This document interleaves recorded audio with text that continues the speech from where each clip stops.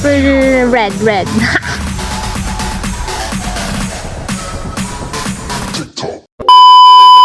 Hi mga kaagi! So for today's video, mag-harvest po tayo ng ating coffee bean. And I think Arabica siya kasi yun yung sinasabi ng mga lolo at lola ko. And I will bring you with me. At kung bago ka sa aking channel, please don't forget to subscribe, like, and click the bell button below para updated ka sa mga upcoming videos ko. Ano pang hinihintay natin? Tara! Ready na yung aming lalagyan. Sako for the go. Ano, habang naglalakad meron na kaming nakita. Ayan, coffee bean ito. At hinog na rin ito. Ayan, oh. Diba? Ang lalaki. Ito pa, another 3. And kung makikita nyo, abot na abot talaga siya. Wow! Ito pa ba? Tara sa taas mga kaagi, at nasa taas yung mga coffee tree na tinanim ng ating late lola na si Lola Fausta. Alam nyo ba na may mga wild berries din dito sa bundok? Tulad nito, hindi ko alam kung anong tawag dyan pero masarap yan. Wild berry talaga siya, and red siya pag nahinog. Ito yung mga coffee tree. Ayan, hindi nyo siguro mapapansin pero ayan siya. Kailangan na namin siyang i-prune kasi hindi na maganda yung tubo niya.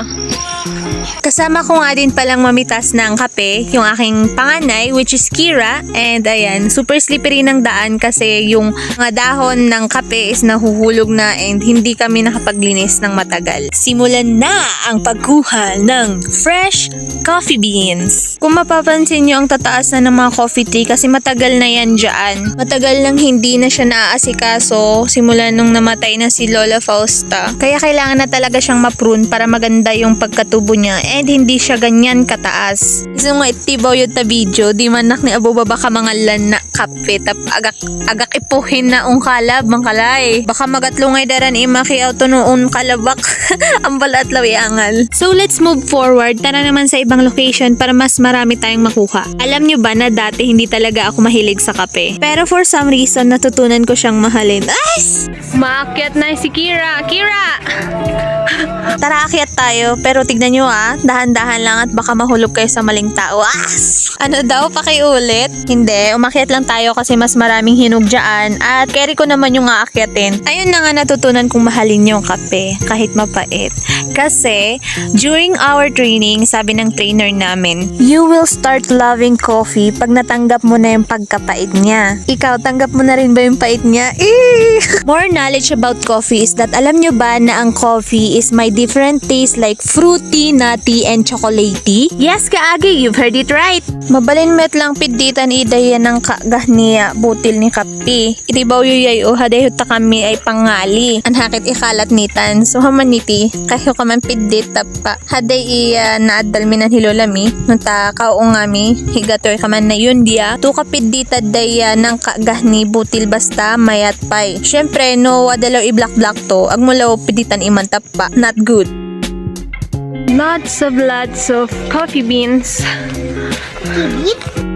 May tanong ako. Kayo, anong kwentong kape ninyo? Share nyo naman sa comment section. Ito na nga yung kinuha ko, nilagay ko sa maliit na banga. And ayun yung aking pinsan and yung aking second child. Napaka-pogi, of course. Okay, bababa na tayo. Kasi hindi na natin abot. Sobrang tataas na nila. Kami mga maliliit kaming mga tao. Cherise, hi Kian! Say hi! Ito na yung na-harvest namin. So, konti pa yan. Okay, let's go! Pasintabi po if napaka-messy ng mga damit namin. Yung daanan namin sobrang dulas at mga dahon ng mga kape. Ayan, hindi kasi masyadong ngayon lang ulit kami pumunta dito. Ayan, coffee tree lahat yan. Same there, coffee tree din lahat. So, let's go, tara sa baba. Andito na nga ako sa baba and isa sa mga struggles talaga sa pag-ani ng kape is that matarik talaga yung pinagtubuhan ng mga kape. Isang kamali lang, pupulutin ka na talaga sa baba. Ang daming hinog pero hindi ko kayang kunin at mataas. Ano na? Ayun pa oh. There. Hinog na lahat. Also theirs. Ayan pa, madami. Yan pala yung nakuha ko.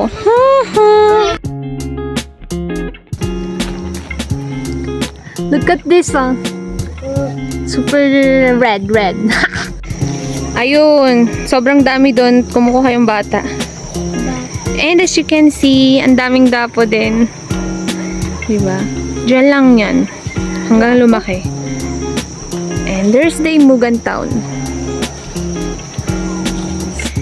Here are the Barako coffee. I love how the color red is so, ano mo yun? Shiny, shimmering, splendid. Kung nakakain lang siya right away, nako, busog na ako. Ito yung mga nakuha namin, so konti pa lang siya, pero at least may naiipon na, diba? Kasi pwede naman niyang ipunin eh.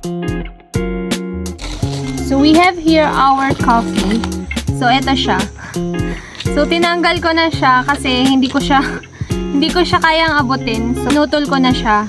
Pero anyway, yung pinagkuhanan ko is ipuprune din namin. So it's normal, it's okay.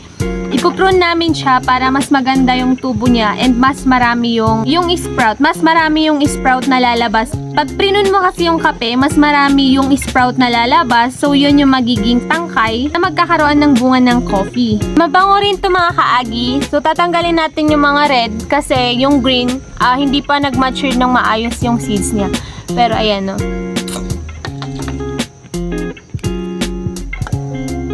Alam nyo ba na maraming process ang ginagawa sa kape. And every process, meron siyang different outcome ng taste niya. So, meron tayo yung tinatawag na wash process. So, yung wash process, una,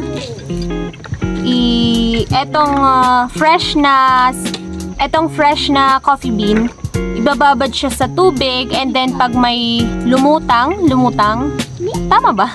Pag may lumutang, tatanggalin kasi hindi na yun magandang coffee bean. Yung mga nag-sink, yun yung kukunin natin because yan yung good coffee bean. And after that, pagka natanggal mo na lahat yun, you will remove the coat. Ito, depende na lang, parang ganyan, tatanggalin ito and ito na siya, yung beans. And take note guys pagka may ang gagamitin mo na pantanggal nito, nakakapansya siya. So it's better na mag-gloves ka. So ayan. Hindi ako expert sa coffee It's just that I love coffee. Yeah. Tapos meron dito sa amin. Di ba? Siguro itong mga kinukuha namin pang personal use lang. So hindi ko siya masyadong pipilihan kasi pang personal use lang naman siya. Pag ipuprune mo kasi siya, mas madali siyang anihin next time. Kasi, syempre, mababa na siya. Eto pa. Tada! Diba? Super ganda. Super dami. Super, parang Christmas balls. Christmas tree decorations. Tada! Ayan. Kapi. Pag nakita ko ni Lola, papagalitan ako nun. Pero never mind. Tapos na. Ayan tignan nyo yan. Ayan. Fresh yung mga yan.